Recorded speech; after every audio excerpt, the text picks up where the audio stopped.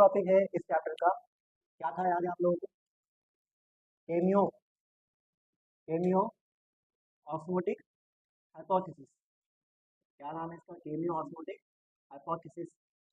Cameo osmotic hypothesis किसने दिया? ये सवाल आपके पास रहेगा और इसका आंसर रहेगा आपके पास, किसने दिया? पीटर मिचेल, एक साइंटिस्ट ने दिया। उस साइंटिस्ट का नाम क्या है? पीटर मिचेल जो है इस साइंटिस्ट का नाम है। तो आप लोग याद रखना, केमियो ऑस्मोटिक हाइपोथेसिस किसने दिया था? पीटर मिचेल ने दिया। ठीक है, अब जो है केमी ऑस्मोटिक हाइपोथेसिस जो है किस काम का आपके पास जो है किस यूज में आई? ठीक है, देखो हमारे पास वेयर इज एटीपी फॉर्म, अगर हमारे पास सवाल है where is ATP form, where is ATP form, ये हमारे पास सवाल है। इस सवाल का जवाब आप सबको मालूम है, इस सवाल का जवाब आप सबको मालूम है कि एटीपी कहाँ बनता है? एटीपी जो है आपके पास कहाँ बनता है? एटीएस, कहाँ बनता है? यहाँ पे एटीएस। ठीक है, लेकिन how is ATP form, how is ATP form, इसका आंसर जो है आपके पास कौन देगा? इसका आंसर जो है आपके पास कौन देगा? केमियो ऑस्मोटिक हाइपोथेसिस देगा। केमियो ऑस्मोटिक हाइपोथेसिस जो है आपके पास, इसका आंसर देगा किसका? How is ATP form, how is ATP form, cameo osmotic hypothesis. अब केमियो ऑस्मोटिक हाइपोथेसिस क्या कहता है? कि एटीपी बनता है प्रोटॉन ग्रेडियंट बनने के बाद उसको तोड़ने के, ठीक है।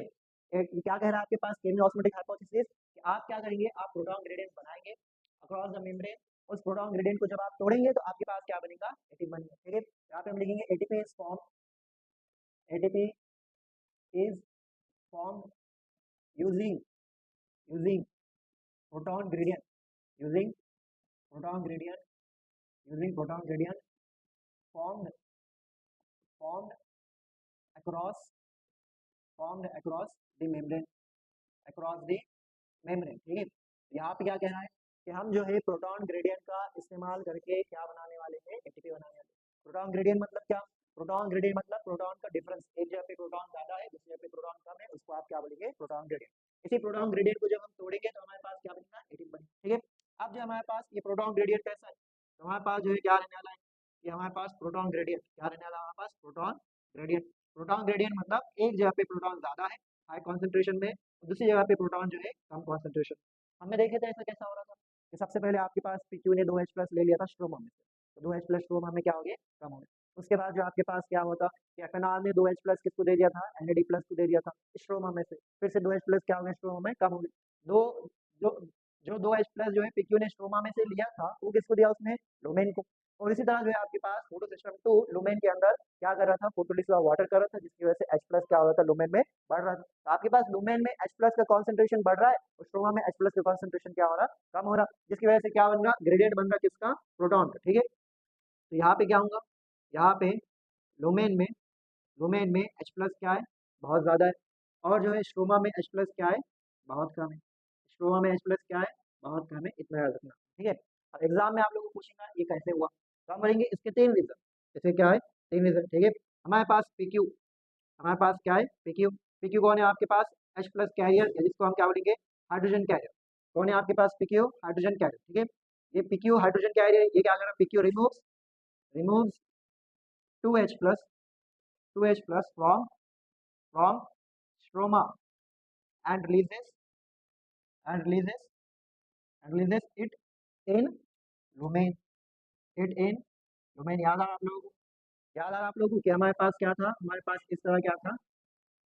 क्या था इस तरह? हमारे पास ग्रैनल थैलाकॉइड, ग्रैनल थैलाकॉइड में हमारे पास ये क्या हो गया था? लुमेन हो गया था, और ये ग्रैनल लैमेला था।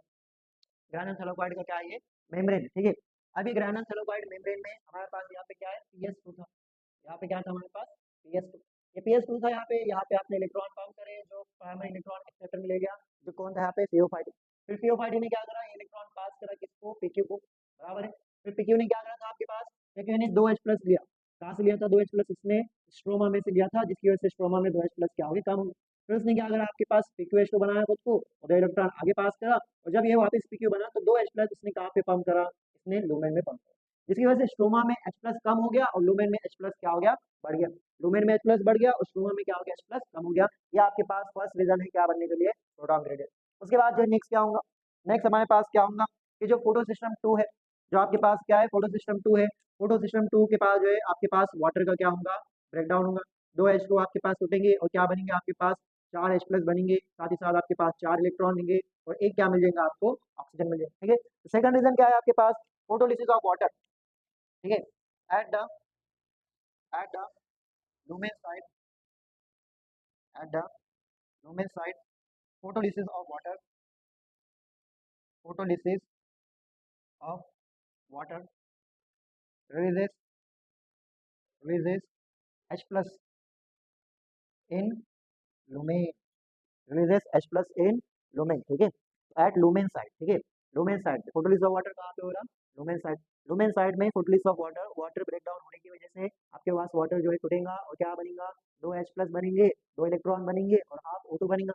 लेकिन यहाँ पे हमने 2 वाटर मॉलिक्यूल लिए तो क्या हुआ, 4 H प्लस, 4 इलेक्ट्रॉन और एक आपके पास ऑक्सीजन मॉलिक्यूल बना। ठीक है, तो यहाँ पे क्या हुआ, फोटोलिसिस ऑफ वाटर लुमेन में होने की वजह से H प्लस का कॉन्सेंट्रेशन कहाँ पे बढ़ गया, लुमेन बढ़ गया। ठीक है, तो 2 रीजन देख लिया आपने कि लुमेन में H प्लस का कॉन्सेंट्रेशन बढ़ रहा और स्ट्रोमा में H प्लस कम हो रहा। पहला रीजन क्या है, पीक्यू ने H प्लस निकाला स्ट्रोमा से और कहाँ डाला, लुमेन में। सेकंड रीजन क्या है, फोटोलिसिस ऑफ वाटर लुमेन में होने की वजह से लुमेन के अंदर जो है H प्लस का कॉन्सेंट्रेशन क्या हो गया, बढ़ गया।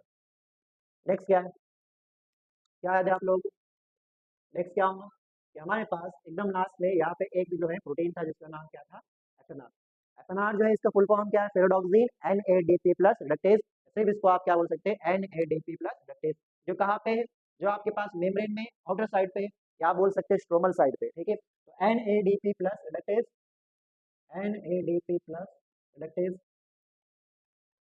रिडक्टेज जो कहाँ पे, stromal side of membrane, stromal side of membrane, stromal side of membrane या बोल सकते हैं outer side of membrane. Reduces reduces reduces NADP plus using using 2H plus, using 2H plus from stroma, from stroma। ठीक है, तो यहाँ पे क्या होगा आपके पास NADP plus जो है, क्या आपके पास NADP plus जो है क्या करेगा, यहाँ पे क्या करेगा, FNR जो है आपके पास NADP plus क्या करेगा, NADP plus में 2H plus जो किसके है, स्ट्रोमा के है, ये जो है किसको दे देगा, NADP plus को, जिससे क्या बन जाएगा आपके पास NADPH2 बनेगा, जिसकी वजह से आपके पास स्ट्रोमा में H प्लस क्या हो गए, कम हो गए। तो ये 3 रीजन है जिसकी वजह से क्या बना आपके पास, प्रोटॉन ग्रेडियंट बना। क्या बना, प्रोटॉन ग्रेडियंट। ठीक है, अब ये प्रोटॉन ग्रेडियंट का जब ब्रेकडाउन होगा तभी जाके आपके पास क्या बनने वाला है, एटीपी बनने वाला है। आपके पास केमियोस्मोटिक हाइपोथेसिस ने क्या कहा, उसने कहा हम एटीपी बनाएंगे प्रोटॉन ग्रेडियंट का इस्तेमाल करके। पहले आप प्रोटॉन ग्रेडियंट बनाओ और प्रोटॉन ग्रेडियंट बनने के बाद उसको तोड़ो और जब प्रोटॉन ग्रेडियंट टूटेगा तो जो है फिर आपके पास क्या बनेगा, एटीपी बनेगा। प्रोटॉन ग्रेडियंट टूटने का मतलब क्या है कि आपके पास ये जो आपके पास है लुमेन में ज्यादा है, स्ट्रोमा में कम है, इसको वापस रिवर्स कर दो, वापस स्ट्रोमा में क्या हो जाएंगे, ज्यादा हो जाएंगे, लुमेन में क्या हो जाएंगे, कम हो जाएंगे, इसको आप क्या हो जाएंगे, ब्रेकिंग ऑफ प्रोटॉन ग्रेडियंट। इसको समझने के लिए पहले हम लोगों को जो है एक जो है प्रोटीन के बारे में समझना है। ठीक है, तो हमारे पास जो है ये देखो, ये डायग्राम आप देखो, इंपॉर्टेंट डायग्राम, ये आपके पास है ग्राइनल थैलाकॉइड। ये क्या आपके पास, ग्राइनल, ग्राइनल थैलाकॉइड में बीचों बीच इस तरह स्पेस है, इसका नाम क्या है बोलो, क्या नाम है इसका, लुमेन। लुमेन में बहुत सारे H प्लस क्या है यहाँ पे फील है, लुमेन में क्या है यहाँ पे बहुत सारे H प्लस क्या है यहाँ पे फील है। इतने सारे H प्लस यहाँ पे कैसे आए, ये सारे रीजन की वजह से। ठीक है, ये सारे H प्लस यहाँ पे आए, कहाँ पे आपके पास, लुमेन। बाहर आपके पास क्या है, यहाँ पे स्ट्रोमा है और ये अंदर क्या है आपके पास, लुमेन। ठीक है, तो अंदर लुमेन है और बाहर क्या है आपके पास, स्ट्रोमा। लुमेन में जो है आपके पास H प्लस है और यहाँ पे आपके पास स्ट्रोमा में एक प्रोटीन है, इस प्रोटीन का नाम रहता है CF0। क्या नाम रहता, CF0। उसके बाद जो है बाहर आपके पास इस तरह एक प्रोटीन रहता, इसका नाम रहता CF1। क्या नाम रहता है इसका, CF1। CF0 और CF1 ये दोनों को मिला के एक बड़ा प्रोटीन बनता, एक एंजाइम बनता जिसका नाम रहता है एटीपी सिंथेज। क्या नाम रहता, एटीपी सिंथेज। तो एंजाइम के नाम नहीं बता दिया है क्या काम करने वाला है, क्या नाम है एंजाइम का, एटीपी सिंथेज। एटीपी का क्या करने वाला है, ये सिंथेसिस करने वाला है। ठीक है, तो हमारे पास ये जो है कंप्लीट एक एंजाइम है, इसका नाम क्या है, एटीपी सिंथेज। और एटीपी सिंथेज एंजाइम है और एंजाइम किसके बने हुए थे आपके पास, प्रोटीन के। तो आप कह सकते हैं कि ये क्या है, प्रोटीन भी। एटीपी सिंथेज जो है आपके पास इसके अंदर 2 पार्ट है, क्या है इसके अंदर, 2 पार्ट। एक पार्ट जो है इसका नाम क्या है, CF0, दूसरे वाले पार्ट का नाम क्या है, CF1। तो हमारे पास CF0 है और दूसरा हमारे पास क्या है, CF1। CF0 जो है आपके पास इंटीग्रल प्रोटीन है क्योंकि ये मेम्ब्रेन के अंदर है और CF1 बाहर है, तो ये कौन सा प्रोटीन हो गया, पेरिफेरल प्रोटीन हो गया। ठीक है, तो यहाँ पे हम लिखेंगे एम्बेडेड इन मेम्ब्रेन, इसको हम क्या लिखेंगे, इंटीग्रल प्रोटीन। क्या लिखेंगे इसको हम, इंटीग्रल प्रोटीन, क्योंकि ये जो है आपके पास कहाँ पे, मेम्ब्रेन में एम्बेडेड है। उसके बाद जो है CF1 क्या है आपके पास, पेरिफेरल प्रोटीन, क्योंकि ये मेम्ब्रेन के बाहर है, पेरिफेरल मतलब सराउंडिंग, पेरिफेरल प्रोटीन। तो आपके पास 2 प्रोटीन हो गए। अब इनके फंक्शंस को आपको याद रखना है। CF0 क्या करेगा, ये एक चैनल प्रोवाइड करेगा जिसके थ्रू जो है कौन आने वाले बाहर, H प्लस आने वाले। इसलिए इसको हम बोलते हैं ट्रांस मेम्ब्रेन चैनल। क्या है आपके पास? Trans membrane channel allows flow of proton. क्या है आपके पास? Trans membrane channel. क्या है हमारे पास? Trans membrane channel. Trans membrane channel क्या करेंगे ये आपके पास? Allows flow of electron, allows flow of proton, allows flow of proton, allows flow of proton. ठीक है, तो यहाँ पे आपके पास सी एफ नॉट करेंगे और सी एफ वन जो है आपके पास वो पार्ट है जो क्या करेंगे? ATP synthesis. ये क्या करेंगे आपके पास? ATP synthesis. अगर आपको किसी ने कहा एटीपी सिंथेसिस कौन करता, तो आंसर क्या रहेगा? ATP synthase. एटीपी सिंथेस के अंदर कौन करता? वो कौन रहेगा आपके पास? सी एफ वन रहेगा। ठीक है, तो यहाँ पे क्या होने वाला आपके पास? एटीपी सिंथेसिस जो है ये वाला पार्ट करेगा। अब ये वाला पार्ट एटीपी सिंथेसिस कैसे करेगा? अब ये हमने कहा आप लोगों को कि कैसे करने वाला है, by breaking the proton gradient. आपके पास ये जो प्रोटीन है, ये जो एंजाइम है, इसका इस्तेमाल करेंगे आप प्रोटॉन ग्रेडियंट को तोड़ने में। और जब प्रोटॉन ग्रेडियंट टूटेगा, कौन तोड़ेगा उसको? C F naught. जब सी एफ नॉट जो है प्रोटॉन ग्रेडियंट को तोड़ेगा, तब जो है आपके पास सी एफ वन क्या करने वाला है? एटीपी का सिंथेसिस करना है। समझ गए आप लोग? इतना समझ गए ना? तो हम क्या देख रहे थे? केमियोस्मोटिक हाइपोथेसिस। केमियोस्मोटिक हाइपोथेसिस किसने दिया? पीटर मिचेल ने। पीटर मिचेल ने कहा अगर आपको एटीपी बनाना है तो पहले आपको क्या बनाना पड़ेगा? Proton gradient. और जब आप प्रोटॉन ग्रेडियंट को तोड़ेंगे तब आपके पास क्या बनेगा? एटीपी। तो हमारे पास प्रोटॉन ग्रेडियंट कैसे बना? प्रोटॉन ग्रेडियंट हमारे पास लुमेन में H प्लस ज्यादा हो गए, स्ट्रोमा में H प्लस कम हो गए। अभी कैसे हुआ? सबसे पहले पीक्यू ने जो है 2H प्लस स्ट्रोमा में से लिया, तो स्ट्रोमा में H प्लस क्या हो गए? कम हो गए। पीक्यू ने यही H प्लस जो है किसको दे दिया? लुमेन को, तो लुमेन में H प्लस क्या हो गए? बढ़ गए। लुमेन साइड में फोटोलिसिस ऑफ वाटर होने वाली है, तो लुमेन के अंदर H प्लस क्या हो गए? फिर से बढ़ गए। एफएनआर जो है आपके पास, जो stromal side of thylakoid membrane है या outer side of thylakoid membrane है, उसने क्या करा? NAD प्लस का रिडक्शन करा, मतलब उसको 2H प्लस दिया। कहाँ से दिया? स्ट्रोमा में से। इसका मतलब स्ट्रोमा में फिर से H प्लस क्या हो गए? कम हो गए। इसकी वजह से यहाँ पे एक ऐसी कंडीशन क्रिएट हो गई कि H प्लस ज्यादा है लुमेन में और H प्लस का है स्ट्रोमा में। तो आप सबको मालूम कि एक जगह पे कोई चीज ज्यादा होगी, दूसरी जगह पे कोई चीज कम होगी, तो फ्लो होता, कौन सा फ्लो होता? Higher to lower flow. ठीक है, इतना आप लोग लिख लो। अब आप लोग यहाँ पे ध्यान दो कि हमारे पास लुमेन, ठीक है, लुमेन में H प्लस क्या है? ज्यादा है, तो यहाँ पे हम क्या लिखेंगे? High H plus. और जहाँ पे H प्लस ज्यादा रहते हैं तो वहाँ पे पीएच कैसे रहती है? लो रहती है, तो यहाँ पे हम क्या लिखेंगे? लो पीएच। अब यहाँ पे हमारे पास स्ट्रोमा है और स्ट्रोमा में हमारे पास क्या है? लो H प्लस है। स्ट्रोमा हमारे पास क्या है? लो H प्लस है। और अगर लो H प्लस है तो हाई क्या रहेंगे? यहाँ पे पीएच रहेंगे। इतना आप लोगों ने याद रखना। एक जगह पे आपके पास आपने जो है प्रोटॉन का कॉन्सेंट्रेशन ज्यादा कर दिए, दूसरी जगह पे आपने प्रोटॉन का कॉन्सेंट्रेशन कम कर दिया।